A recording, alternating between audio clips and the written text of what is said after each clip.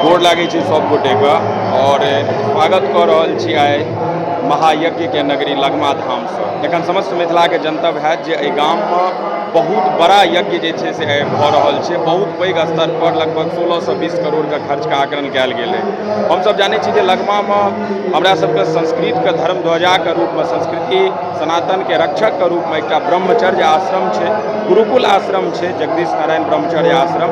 ओहि आश्रम में एकटा भव्य और दिव्य मंदिर का निर्माण भेलै और संगे राम भगवान के, जानकी जी के और लक्ष्मण जी का और सौस विराजमान बजरंग बली के हुनकर विग्रह के प्राण प्रतिष्ठा भेलनि और जकरा दर्शन करबाक लेल बहुत दूर दूर से लोग आबि रहल छथि। तो हम अहाँ सबके एहि मंदिर के अंदर जे विराजमान छथिन सोशल मीडिया के माध्यम से दर्शन करा रहल छी। तो अहाँ सब बस देखियो और हम मंदिर के भगवान के दर्शन करेबै छी और आग्रह करै छी जे भारी से भारी संख्या में आबू।